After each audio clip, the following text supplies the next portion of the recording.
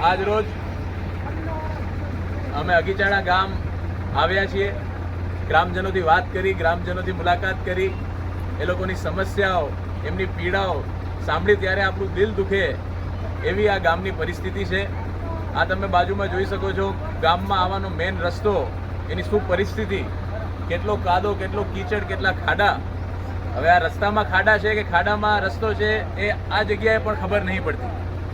બીજી વસ્તુ, પાછલા 20 વર્ષથી આ ગામની માંગ છે કે પેદાસપુરાથી જોરાવરગંજ જતો રસ્તો વચ્ચે અગીચાણાને જોડે, એ રસ્તો પાછલા 20 વર્ષથી આ ગામના નાગરિકો માંગી રહ્યા છે. વારંવાર ધારાસભ્ય એમને ખોટા જૂઠા વાયદા કરે છે, પણ રસ્તો મંજૂર નથી થતો.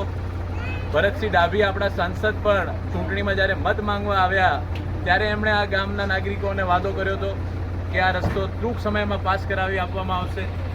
પણ આજ દિન સુધી 2 વાર સાંસદ ચૂંટાઈ ગયા, અત્યારે ધારાસભ્ય પણ ભારતીય જનતા પાર્ટીના લવિંગજી માત્ર ને માત્ર ડિસ્કો કરવામાંથી નવરા નથી આવતા, ના જૂઠા વાદા કરવામાંથી નવરા આવે છે.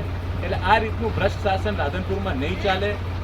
હું ધારાસભ્યશ્રીને અને સંસદ સભ્યશ્રીને 2 હાથ જોડીને નમ્ર વિનંતી કરવા માંગુ છું કે ટૂંક સમયમાં અગીચાણા, પેદાસપુરા અને જોરાવરગંજ ગામના નાગરિકોની માંગણી સાંભળવામાં આવે, નહીં તો આ ગામમાં પણ અમે આંદોલન શરૂ કરીશું.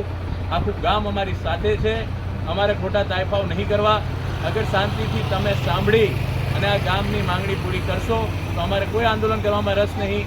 પણ અગર માંગણી માનવામાં નહીં આવે તો પેદાસપુરા, જોરાવરગંજ અને અગીચાણાથી આંદોલન શરૂ થશે. જય હિન્દ, ભારત માતા કી.